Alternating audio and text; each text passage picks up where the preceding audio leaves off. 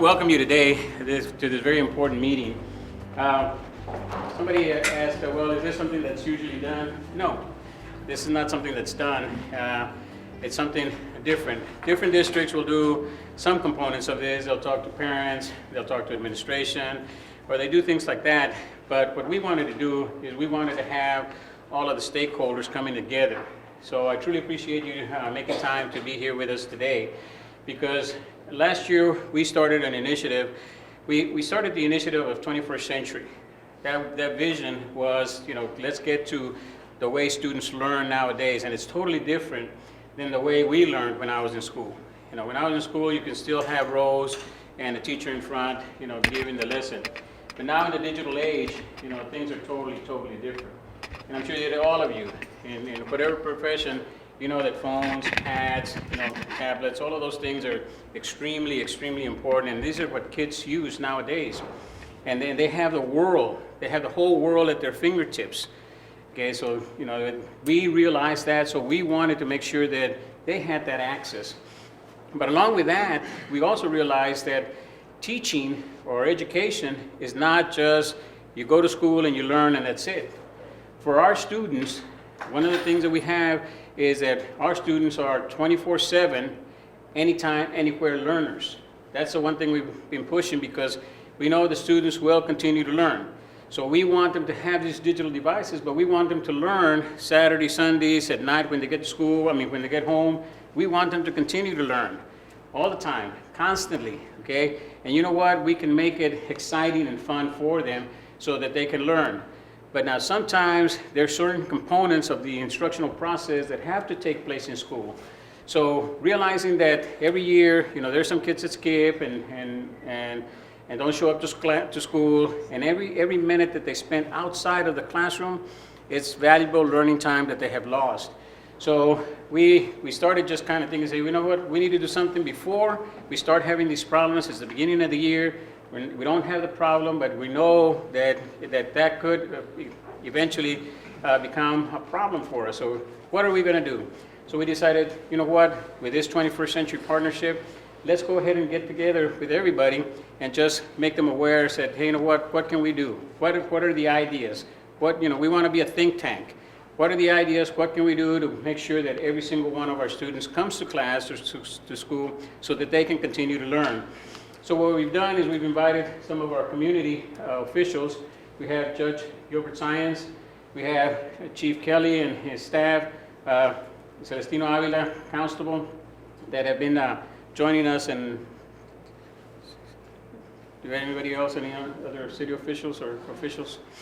Okay, but the reason we did this is because, you know what, when they're out there in the community, if they see a student, if they see someone that's potentially a student, we want them to help us and say, you know what, you need to go to school, and let the school find out if you're a student, if you're enrolled, and if you're not, why not, if you're of age. So again, we want them in our schools so that we can continue to instruct them and help them to learn. And of course, Judge Saenz, a lot of times, if there's any truancies or things like that, they end up in his court. So we want to understand how he makes the decisions that he does.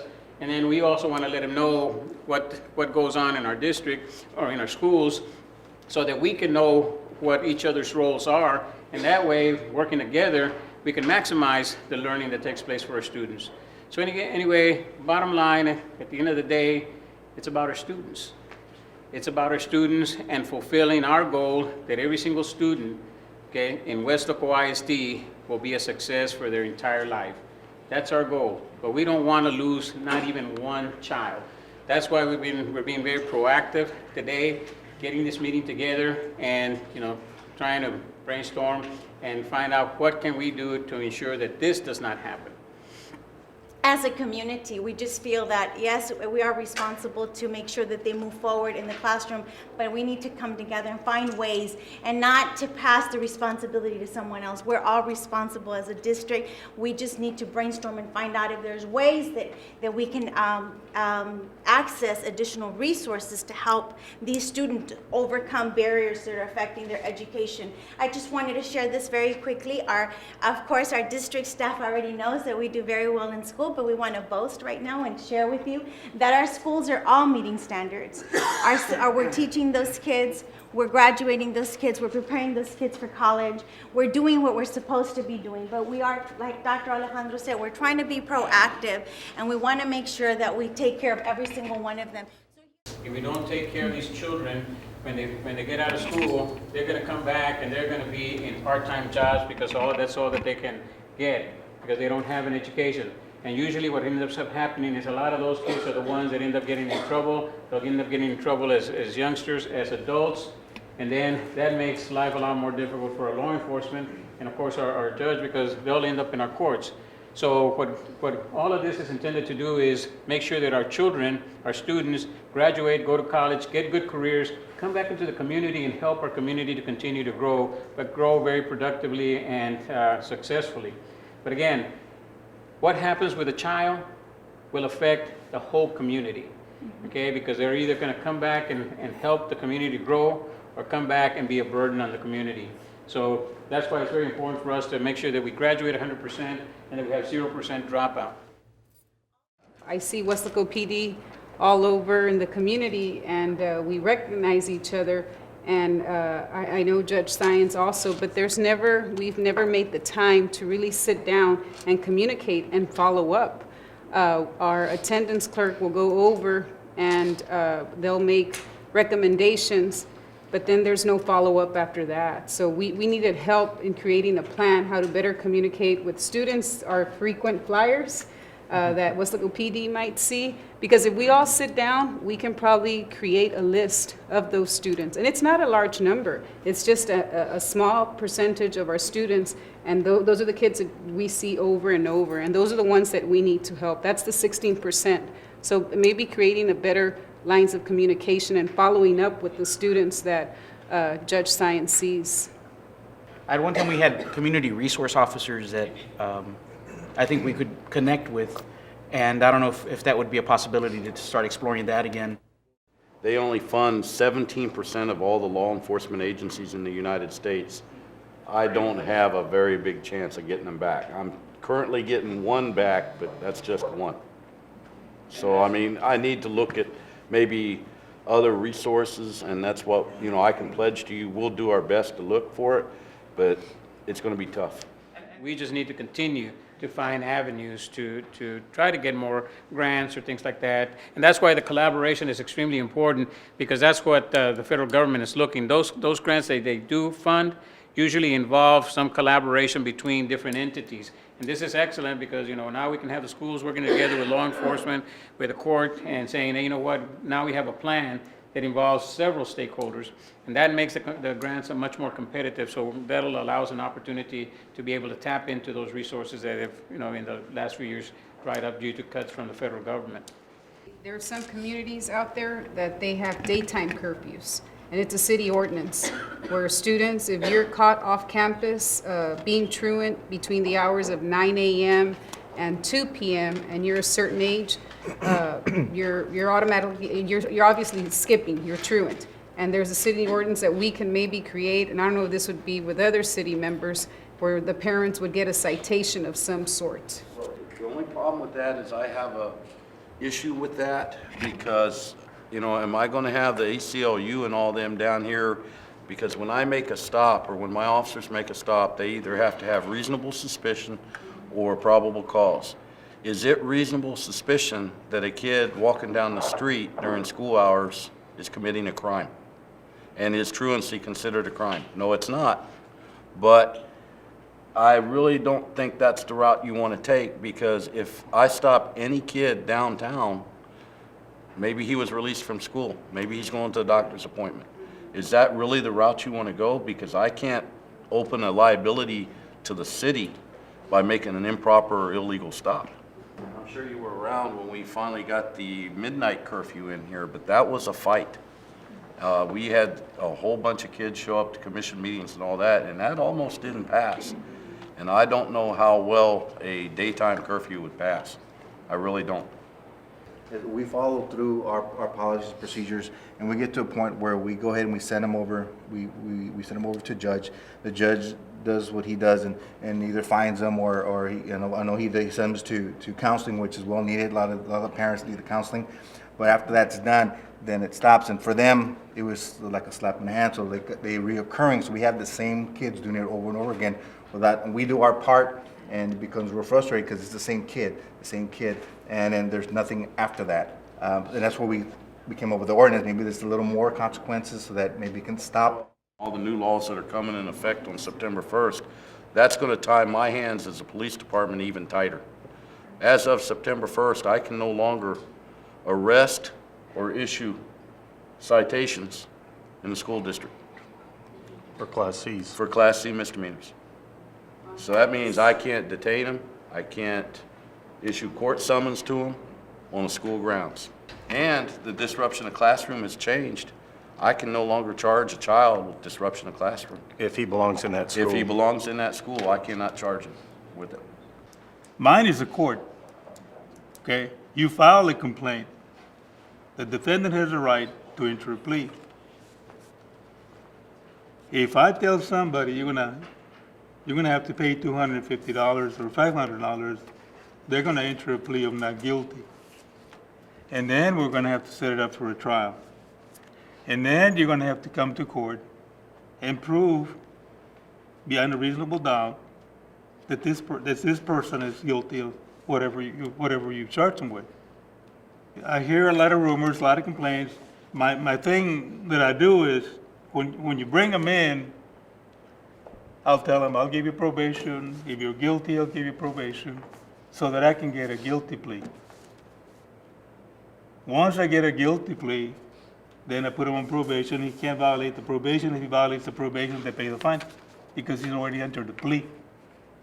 Years before, we were very involved with the schools. You brought somebody in, we found him guilty.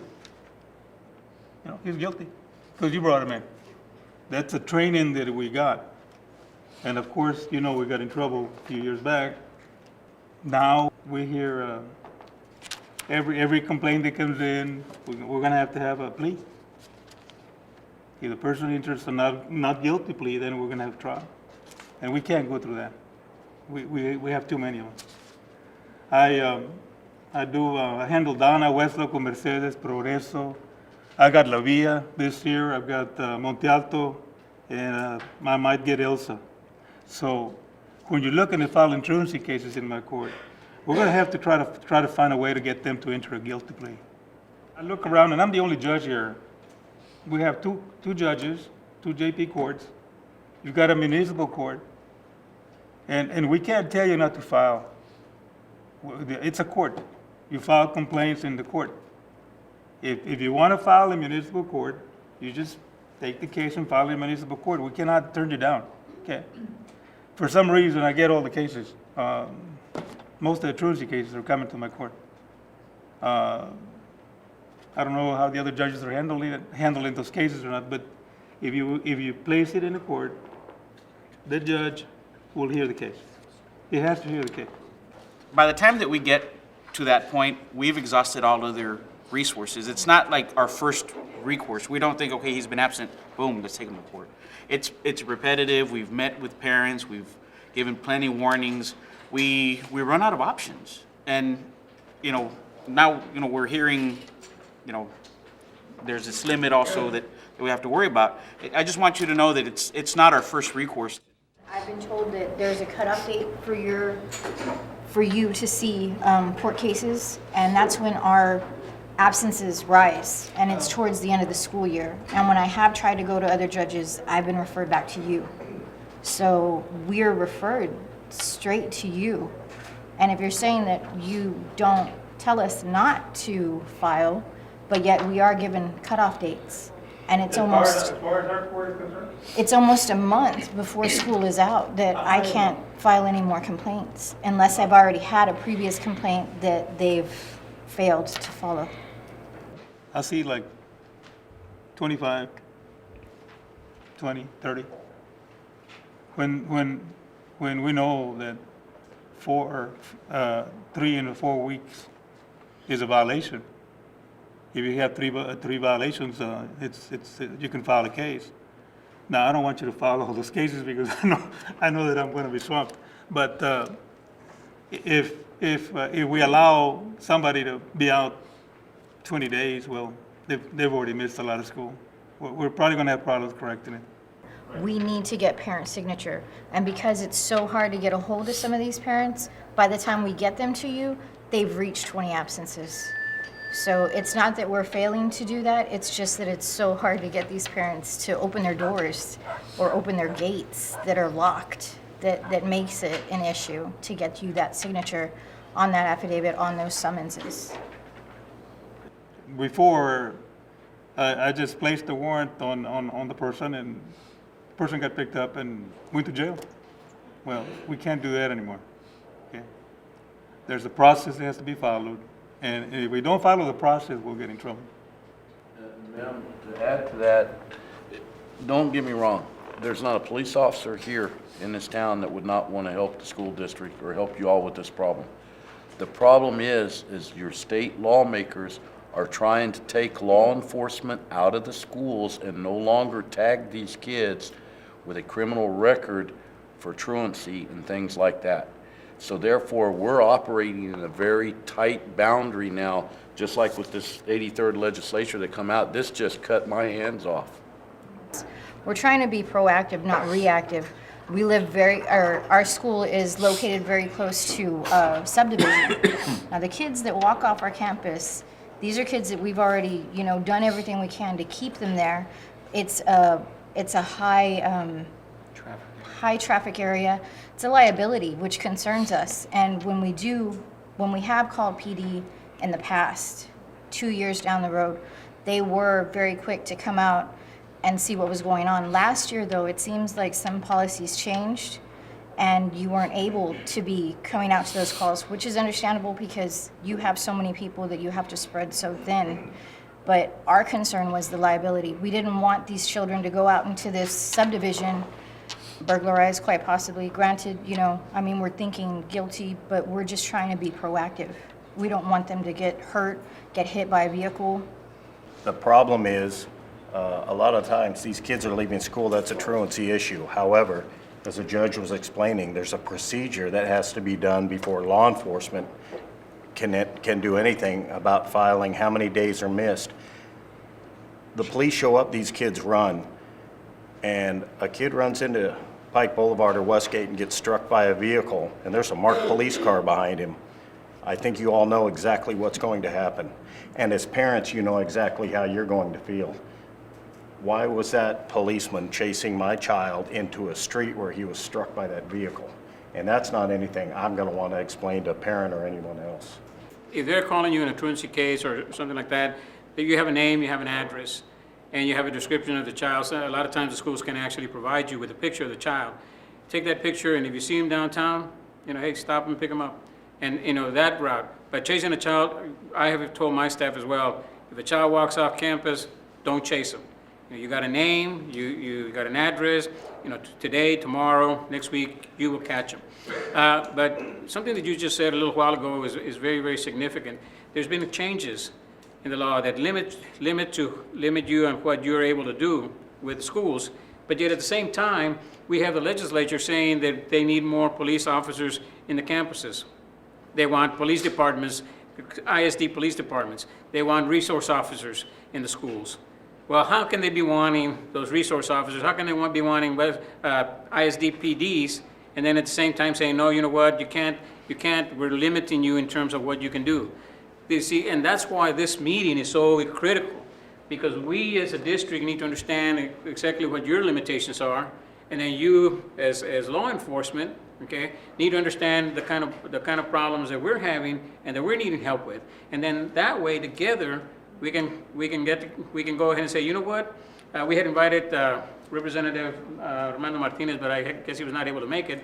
But we need to start talking to gentlemen like him, Lucio, Filemon Vela, we need to start talking to them and say, you know what, you're asking us to have officers in our schools, PDs in our schools, and yet you're limiting our municipal PD who are willing to work with us together and our court systems, and they're willing to work with us, but you're limiting them.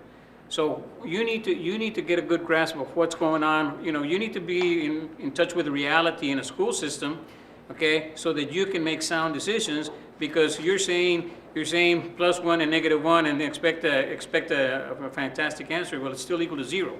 And that's what we need to do so that we can get a clear understanding of what we need to do so that we can have one voice, and we can go to Representative Martinez, Congressman Vela, and go to these gentlemen and say, you know what, these are the barriers that you're putting on us. And unless you help us solve it, you know, we're sacrificing. You are going to be responsible for sacrificing 16% of our graduating class, 3.9% of our dropouts, which are going to come back into our community, and they're going to be a part of our community. But what part of our community? Is it going to make work much more difficult for you in the future? Because once they get out of our system, we're going to be dealing with them, and it's going to be difficult to deal with them where they're dropouts, where they're not going to graduate. So we're dealing with them. But once they reach the age and drop out, or once they leave the school system, they're not productive, they're still going to be in our community, and then it's going to shift the problem from the school to the community, to law enforcement, because then those are the ones that you'll be picking up, domestic violence and things like that, you know, because the frustration level of being low socioeconomic, poverty level, and all the barriers that they have in life usually promote things. Again, right now with the issue of the drug cartels in Mexico, you know, a lot of times some of these kids, they see themselves and they got limitations. They say, well, you know what, am I going to earn $20 at H-E-B, you know, sacking groceries? Or do I make a run and hopefully get away with it and earn $5,000, $10,000? Well, you know, it's a no-brainer. They're going to go that route. And especially if they're underage, if they're under 17, they're going to say, well, you know what, I can take the risk. You know, as soon as I turn 17, then that chapter is closed and I can start a new life. The only problem is that they continue. And then they continue to become a bigger and bigger burden on our community. So again, this is why this meeting is so important, because these are excellent ideas that are being shared. And we are learning some things some handicaps and barriers that you're having to work with. And at the same time, you're beginning to see that, you know, some of these obstacles that we're placed under. So the thing is, we don't want our kids in jail. We want our kids in school. Okay? If we get them in school, if we help make them successful, if we educate them, then they will be on our community, and they will contribute to our community, help build it. And that's what it's all about. Not in jail, in school. We're here, you know, the department, I pledge to you that we'll do anything we can to help you. If we can come up with a solution, we'll look at it. If it's perfectly legal to do and it, you know, doesn't put any liability on the department or the city, by all means, we'll stand behind you. Commissioner Williams is the Commissioner of Education for the state of Texas, okay? And he is a key person in the educational system. So he's going to be making a visit, Brownsville, Weslaco, and PSJ. So we're going to have him here for a while because we're going to be hosting their luncheon. So he's going to come by and speak, and I invite you, okay? Because it'll be a perfect opportunity to talk to the Commissioner of Education and say, you know what, we've been dialoguing and we're seeing that these problems are occurring, but here, and you, the experts in your field, can say, you know what, yes, this is what's happening and this is how you're tying our hands. And then with that, what we can do is we can have a stronger voice. And we're also going to invite the Congressman Vela and Representative Martinez, and hopefully they'll be able to join us, because we want that support system. And we need to start the ball rolling somewhere, so we need to make them aware, hey, you know what, when you make decisions up there, you need to be aware of the kind of things that the individual school district are facing every single day. Somebody in here just run me down real quick what the process is for the school district when Captain Walensky here has missed the minimum required truancy days. Tell me what happens. First of all, if we have a student who is truant, we'll call them in, we'll ask them what's going on, we'll try to get them some counseling, and then we get them back into class. And you document that, right? Yes, sir, yes. And then if it keeps on occurring, then we take some action as far as, you know, your mom needs to come in, we're going to put you in ISS, there will be some consequences. Then if it continues, we bring out the student again, do some counseling of some sort, try to find out why the student is skipping. All these kids that we're talking about, there's a root, there's something going on, there's a problem, there's a reason why they don't want to be in class. A lot of times it's also because they're embarrassed, whether they're not at the same reading level that everybody else is, or they can't do the quadratic formula like everybody else could. So then after that, after ISS, after so many times the student has been truant, then we'll do a warning letter. And this is not even them going to court yet. And it's a warning where we call in the parent and tell them, listen, your child's already been in ISS. He's already exceeded the number of times that he can be absent. Right now, you're in violation of the compulsory attendance law. If this continues, you are subject to appear in court, and we're going to send you to court. Truancy doesn't start in the middle school. Truancy starts in the elementary levels. And I know because my wife was an attendance clerk, okay? And the only school that filed cases, the only elementary school that filed cases in my court was her school, because they knew that she was my wife, so they would file cases. But I don't hear too many elementary cases. And to me, if we're going to correct this problem, we need to start in the first grade. I mean, this was just an information session. We'd like to put together a committee of about 5 to 7 individuals, and we'd like to invite you to be part of that committee, so that we can share these ideas with you and help us help you with your work, and also help us help our students so that we can see every single student succeed. If you all, we will be meeting amongst ourselves and see if we can put together maybe a committee of 5 to 7 people, a small committee, so that we can discuss concerns, and maybe y'all can help us brainstorm and help us find ways of helping our students. I just wanted to thank all of you for being here, and as a principal at the middle school, and I'm speaking for my colleagues here too, that's a preventive age. We already see the kids that are going to slip through the cracks, so we try very hard to see what preventive measures we can do. And I just wanted to thank the PD department, because we would call you and you would come and do a presentation with our students. You would talk to them and tell them, you know, about drugs, about what to look out for, everything. You also educate our staff. And I just want to thank the community, because I know that we can call, all of us can call any one of you, and you always, and even though with limited funds, you make it a time to come to us and help us out in any way. And just being there and doing those presentations for our students meant a lot, and it was an awareness about bullying, about drugs, and especially now we know there's a new drug out there, Molly, you know, all those different things, and you made that awareness. And I just wanted to thank you on behalf of all of us, because it was very helpful.